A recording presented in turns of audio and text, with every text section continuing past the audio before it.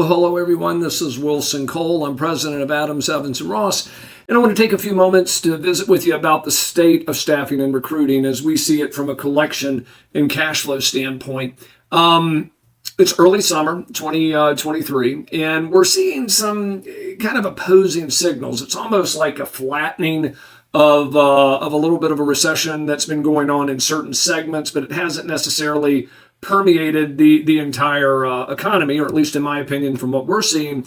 But we are seeing some of the ramifications of those slowdowns, whether it be in the tech sector, in the SaaS sector, or in the real estate and building sectors.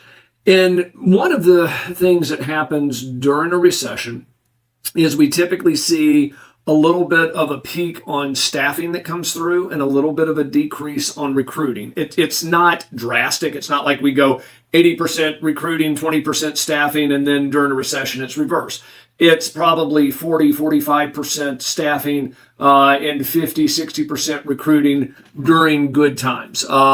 Then as you go into a recession, you see a surge in backdoor hires, which we certainly saw that back at the first of the year. That seems to be flattening out. We're still seeing backdoor hires, but we're seeing, in collections, 10, maybe 12 backdoor hires versus 30 that are being placed. And so you're seeing a little bit of leveling on that. Also, as people are staying in their jobs more, the chances of being backdoor hired just reduces because you don't see the same movement. But what we're also seeing is a little bit of a chilling effect with the interest rates that have gone up. A lot of, especially on the staffing side, we're starting to see the defaults come in a little higher than that, and we're still seeing some very large balances.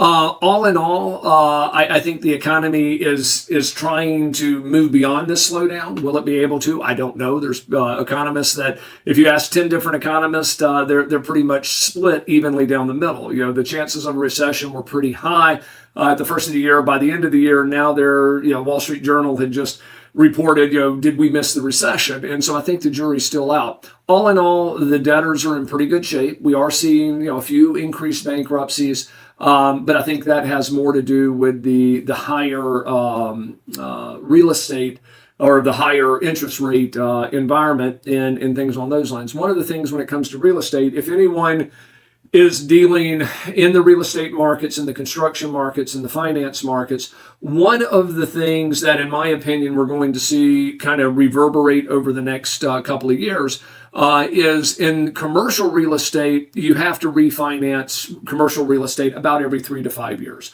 Consumer real estate or single family housing, you lock in for 30 years if you do a 30-year lock-in rate. With commercial, you don't typically have that option. Now, they may amortize it where the payment is either interest only or amortized on a 20-year payout, but every 3 to 5 years you have to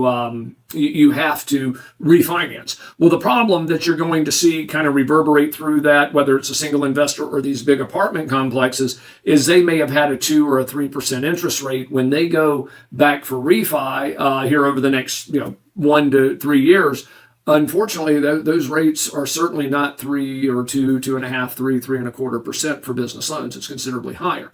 So just kind of keep that in mind. You're going to see some pressure put on that industry, and my guess is even as we come out of the little bit of a slowdown or the weirdness with the real estate market on the commercial side, that may reverberate for a while. But just use best practices. I think, in my opinion, everything that we're seeing, the recession or the threat of the recession is probably behind us. I think it's leveled out. And I think that we'll probably see consistent improvement. Now we get into, an election year, next year, who's to say? There's always an election year slowdown. But if you have a collection where somebody is not going to pay you, or they're continuously promising to pay you and failing to deliver, whether you get us involved, get your local attorney involved, I do recommend that you be somewhat diligent. But also, with that being said, if somebody says, hey, I can't pay you the full $30,000, I'll pay you $10,000 a month, my suggestion is take the $10,000 a month. If we can help you with any collections, please visit our website at staffingdebt.com, and you can set up a direct appointment with me or one of our staff attorneys. Please let me know if we can be of any assistance. Hey guys, it's Wilson again, and this video was brought to you by Adams, Evans, and Ross. And if you like the video, please make sure that you click on the subscribe button and also like the video. If you have any questions or comments, please leave those below as well. If you'd like to learn more about our company, please visit our website at staffingdebt.com. And also remember, if there's no collection, there's absolutely no cost at all.